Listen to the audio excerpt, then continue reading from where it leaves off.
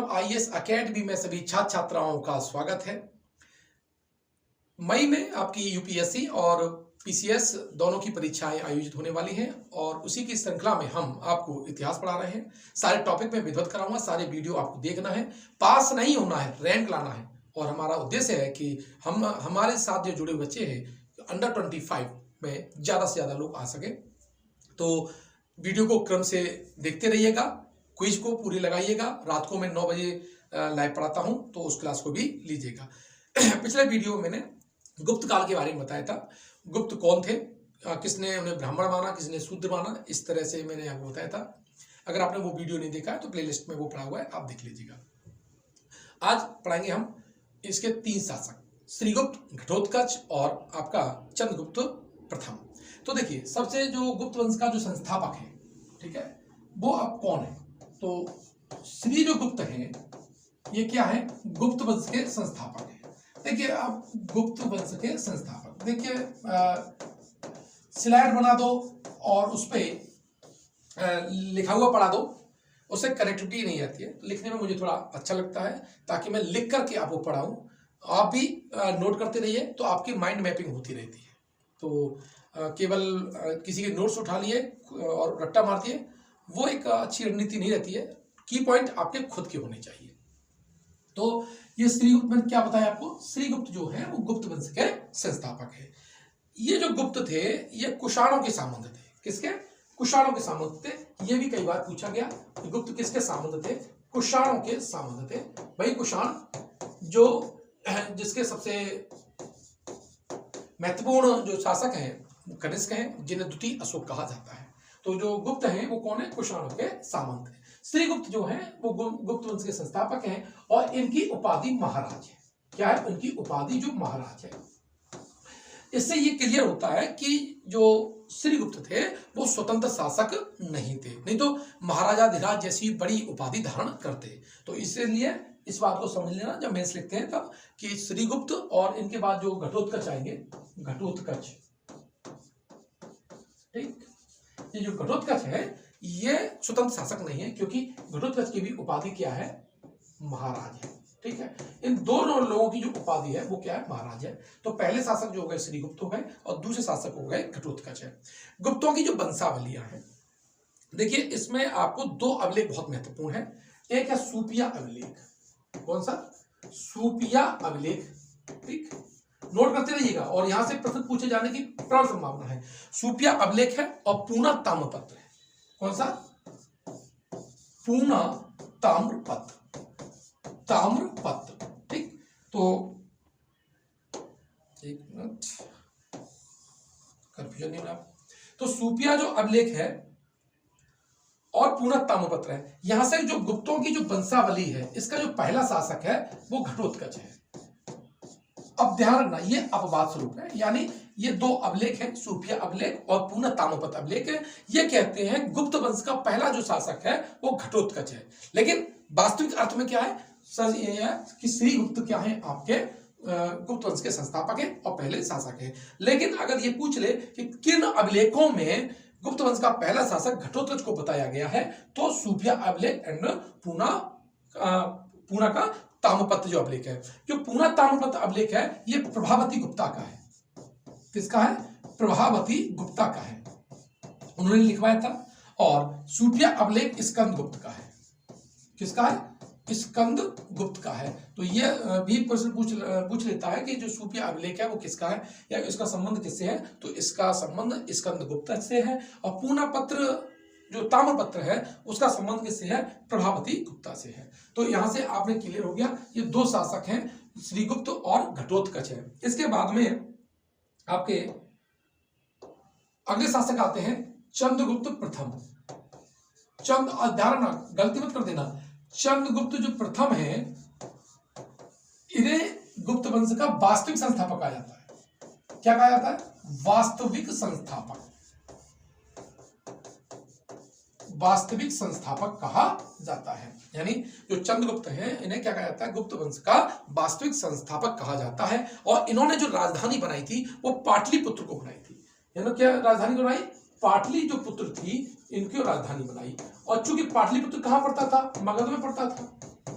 कहाँ की है? मगध की। पहले ही प्राचीन काल में ये मगध की राजधानी थी, इसीलिए चंद्रगुप्त को द्वितीय मगध साम्राज्य का संस्थापक कहा जाता है।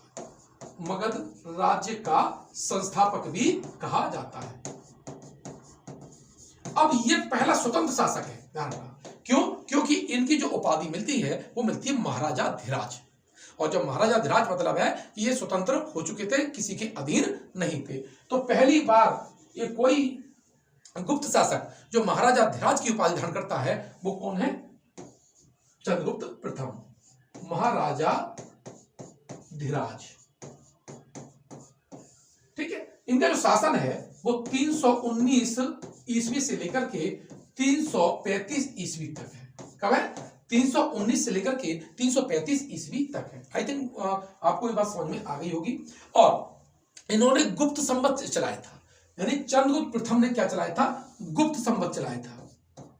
गुप्त संवत चलाया था। और ये जो गुप्त संवत है ये कब से माना जाता है? 319 ईस्वी से ये माना जाता है। कब से? 319 ईस्वी से गुप्त संवत का आरंभ माना जाता है। और इसको चलाने वाले थे वो चंद्रगुप्त प्रथम थे।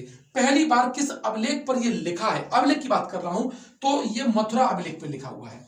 किस पर? मथुरा अभिलेख पर पहली बार ये अभिलेख, क्या हो गया, अभिलेख पर ये हमें गुप्त संवत प्राप्त होता है। लेकिन जो मथुरा अभिलेख है वो है किसका है? ये चंद्रगुप्त द्वितीय का है। बस यही आपको समझना था और मुझे समझाना था। चंद्रगुप्त द्वितीय जो बात का शासक है, चंद्रगुप्त विक्रमादित्य, दोनों बातें एक ही है। चंद्रगुप्त द्वितीय और चंद्रगुप्त विक्रमादित्य बात एक ही है। ये मथुरा अभिलेख है वो उनका है। इस पर ये गुप्त संवत पड़ा हुआ है, लेकिन इस गुप्त संवत को चलाया था चंद्रगुप्त प्रथम ने। और बच्चे क्या करते? इसी को ही गलत कर देते हैं। तो गुप्त संवत चलाया किसने? वो चलाया है चंद्रगुप्त प्रथम ने। और पहली बार इसे अभिलेख में जो प्रयोग किया है तो वो है चंद्रगुप्त द्वितीय या चंद्रगुप्त विक्रमादित्य। और कहां पर ये पहली बार मिला है? तो वो आंसर है आपका मथुरा अभिलेख में। अब यहां से एक और बात निकलती है चंद्रगुप्त प्रथम की कि इसने जो लिच्छवी जो राजकुमारी थी, कौन सी? लिच्छवी राजकुमारी, लिच्छवी वंश की जो राजकुमारी है और उनका नाम है कुमार देवी। क्या है? कुमार देवी। इनसे इन्होंने शादी की थी और कुमार देवी से ही इस वंश का सबसे महान शासक समुद्रगुप्त जो पैदा होता है, समुद्रगुप्त। ठीक है। इसीलिए समुद्रगुप्त को लिच्छवी दौहित्र भी कहा गया है। क्या कहा गया है? लिच्छवी दौहित्र। ठीक है। तो ये किसका है? चंद्रगुप्त समुद्रगुप्त की उपाधि क्या है? लिच्छवी दौहित्र है। और चंद्रगुप्त प्रथम और कुमार देवी की जो संतान था वो समुद्रगुप्त है, जिसे भारत का नेपोलियन कहा जाता है। भारत का नेपोलियन विंसेंट स्मिथ ने कहा। मैं जो समुद्रगुप्त का एक बृहद वीडियो बनाऊंगा एक क्रमबद्ध तरीके से। इस वाली वीडियो में छोटा मैंने वीडियो इसलिए बनाया है ताकि आप आसानी से पढ़ सकें और रिवाइज कर सकें। तो देखिए, पहला शासक कौन है? श्रीगुप्त। दूसरा घटोत्कच। और तीसरा जो है वो कौन है? चंद्रगुप्त प्रथम है। चंद्रगुप्त प्रथम ने पाटलिपुत्र को राजधानी बनाया है और 319 में गुप्त संवत चलाया है उन्होंने। कुमार देवी से शादी की। इन्हीं से लड़का जो पैदा हुआ था वो आपका समुद्रगुप्त था, जिसे लिच्छवी दौहित्र कहा जाता है। ठीक है। और दूसरा जो एक और राजा रानी के प्रकार के सिक्के, ध्यान रखना, यानी इसने जो सिक्के चलाए उस पर ये जो कुमार देवी का चित्र बना है और राजा का चित्र बना है। तो राजा रानी प्रकार सिक्के, राजा रानी प्रकार के जो सिक्के हैं वो किसने चलाए हैं? वो आपके पहली बार चलाए हैं चंद्रगुप्त प्रथम ने। यहां से इतने महत्वपूर्ण प्रश्न आपसे पूछे जा सकते हैं। इस वीडियो को शुरू से लेकर एंड तक देखिएगा। और फिर मैं आपको बता दूं मात्र 4999 में, अब मैं अपनी मुद्दे की बात करता हूं, 4999 में हम आपको यूपीएससी, पीसीएस, आरओ और एआरओ, ठीक है, इसकी तैयारी करा रहे हैं। आप जल्दी से जल्दी इसमें एडमिशन ले लीजिएगा ताकि ये सारे वीडियो और क्विज आपको मिल सके। मैं पर डे टेस्ट लेता हूं, पर डे ऑनलाइन क्लास लेता हूं उसमें। इससे आपको कितना है? 5 से 6 घंटे की क्लास मिलेगी। प्लस रिकॉर्डेड वीडियो मिलेंगे। इतना दावा है कि हमारे जो पढ़ाए हुए वीडियो से आपका मोर देन 90% जो प्रश्न पत्र है वो आ जाएगा। थोड़ा विश्वास रखिएगा, 20 साल का पूरा अनुभव है और अभी तक हमने जिनको पढ़ाया है, जो मन लगाकर हमारे साथ जुड़े रहे हैं, वो सफल हुए हैं। लेटेस्ट अभी 4 हमारे यहाँ से सिलेक्शन भी हुए हैं, जिसका आपने प्रचार देखा ही होगा। तो कलम उठाइए, किताब उठाइए और नोट्स बनाइए हमारे वीडियो के साथ में और सेलेक्ट हो जाइए 2023 में। 2023 में ही आपको सेलेक्ट होना है और रैंक के साथ। हमारा जो टॉपर्स क्लब है, हमने उद्देश्य ये रखा है कि हम रैंक के लिए पढ़ाएं, पास होने के लिए नहीं। पास तो कोई से भी आप कर लेंगे, हमें रैंक चाहिए। रैंक चाहिए तो हमारे पास आपको हम दोनों मिलकर के तैयारी करा सकते हैं, कर सकते हैं। और इसकी फीस 4,999। ये फीस इसलिए है ताकि इस फीस से हम यहाँ का थोड़ा सा खर्चा मेंटेन करेंगे और लखनऊ में बाबा साहब डॉक्टर अम्बेडकर का एक छात्रावास और संस्थान बनाना है, ताकि बाहर से उत्तर प्रदेश में से कोई छात्र या छात्रा आती है तो उसे रहने खाने पीने की सारी व्यवस्था हो सके। छोटा सा लिटिल अमाउंट है, जिसमें आप अपनी तैयारी भी कर सकते हैं और समाज की सेवा भी कर सकते हैं। मिलते हैं नेक्स्ट वीडियो में, जिसमें हम पढ़ाएंगे समुद्रगुप्त, चंद्रगुप्त विक्रमादित्य। धन्यवाद।